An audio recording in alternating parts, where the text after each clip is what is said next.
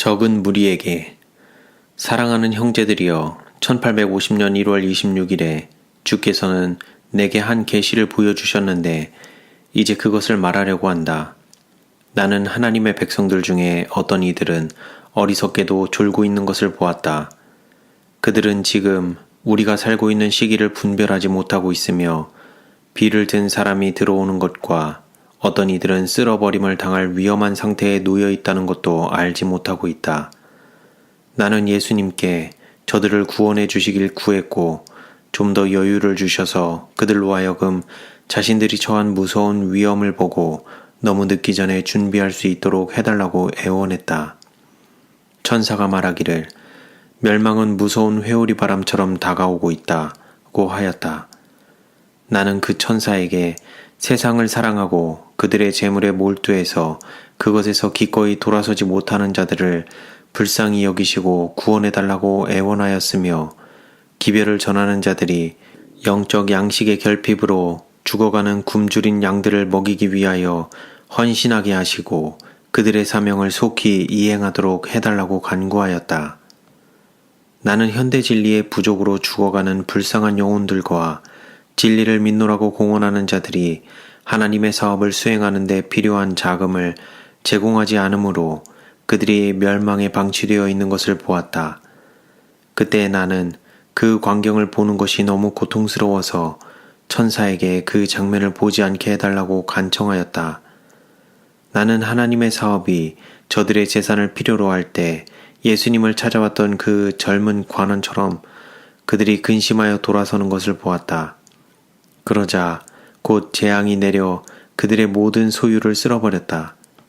그때에는 지상의 재물을 들여 하늘의 보물을 쌓기에는 너무 늦게 될 것이다. 그 후에 나는 영광스럽고 아름답고 사랑스러운 구주를 보았다.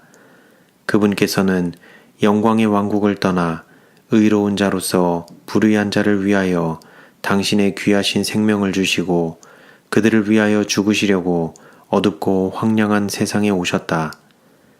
그분은 칼날 같은 야유와 멸시를 견디셨고 가시로 엮어 만든 관을 쓰셨을 뿐 아니라 겟세마네 동산에서 피땀을 흘리셨는데 이는 온 세상의 죄의 짐이 그에게 지워졌기 때문이었다. 무엇 때문에 그렇게 하셨느냐고 천사가 물었다.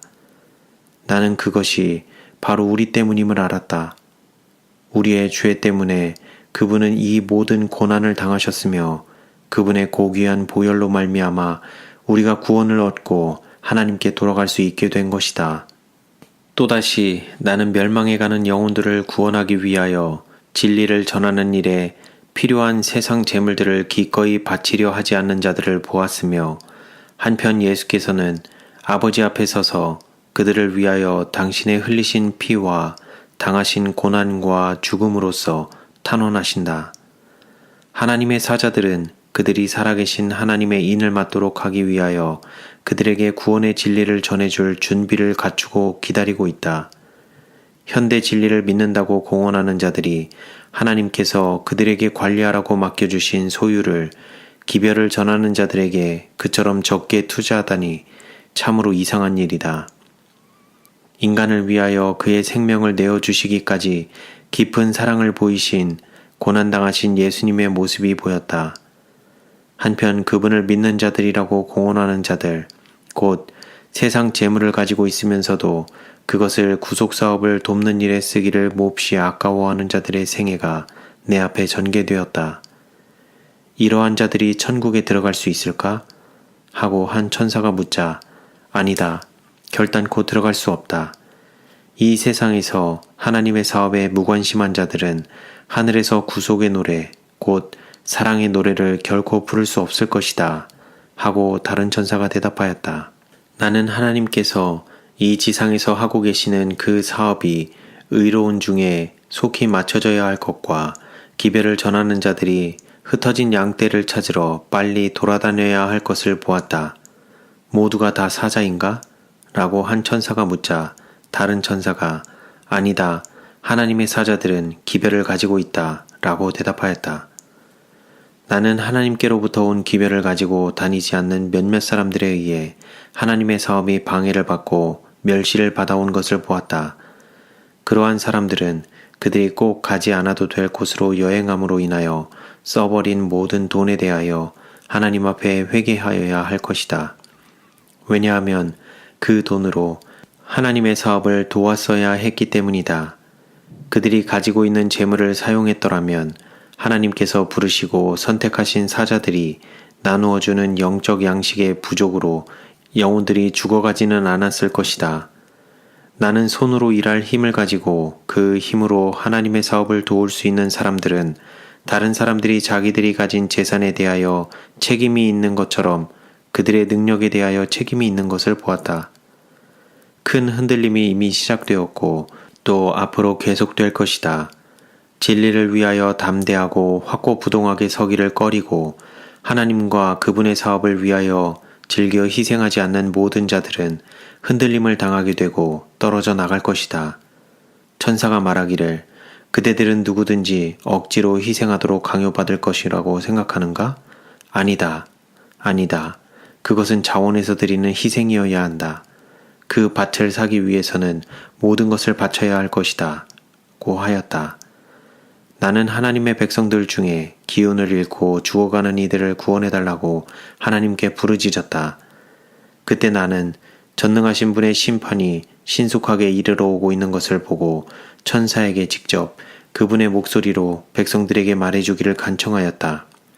그는 하나님의 말씀에 확실한 진리로 깨우침을 받지 않는 자들은 신의 산의 모든 번개와 천둥으로도 감화를 받지 못할 것이며 천사가 기별을 전한다 해도 그들을 일깨우지 못할 것이라고 말했다. 그때 나는 예수님의 아름다우심과 자애스러우심을 바라보았다. 그분이 입으신 옷은 세상의 어떤 흰 옷보다 훨씬 더 희게 보였다. 어떤 말로도 그분의 영광과 고결한 자애를 묘사할 수 없다.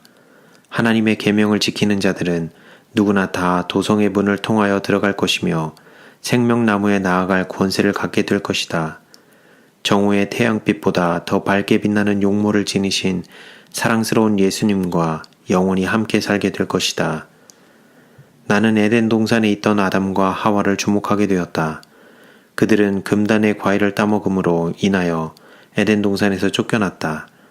그들이 생명과를 따먹고 영원히 죄인으로서 살게 되지 않도록 하기 위하여 생명나무 주위에 화영검을 두셨다. 생명나무의 과일을 먹으면 죽지 않고 영원히 살게 된다. 나는 한 천사가 아담의 가족 중에 누가 화영검을 지나 생명나무에 가까이 갈 수 있었는가? 라고 묻자 다른 천사가 이렇게 대답하는 소리를 들었다. 아담의 가족 중에 아무도 그 화영검을 지나 생명과를 따먹은 사람은 없다. 그러므로 영원히 죽지 않을 죄인은 없다. 죄를 짓는 영혼은 영원한 죽음을 당할 것이다. 즉 부활의 소망이 없는 한 영원한 죽음을 당하게 된다. 그리하여 하나님의 진노가 풀리게 될 것이다. 성도들은 거룩한 도성에서 쉴 것이며 왕과 제사장으로서 1000년 동안 다스릴 것이다. 그런 후에 예수께서는 성도들과 함께 감람산으로 내려오실 것인데 그때 그 산은 하나님의 도성을 맡기 위하여 갈라져서 큰 평지가 될 것이다. 이 땅의 나머지 부분은 천년기간이 끝나고 악한 자들이 부활하여 그 도성을 치기 위해 둘러쌀 때까지는 정결하게 되지 않을 것이다. 악한 자들의 발은 결코 새롭게 된 땅을 더럽히지 못할 것이다. 불이 하늘에 계신 하나님께로부터 내려와 뿌리와 가지를 완전히 살라버릴 것이다. 뿌리는 사단이며 가지는 그에게 속한 자들이다. 악인들을 삼킨 그 불이 또한 땅을 정결케 할 것이다.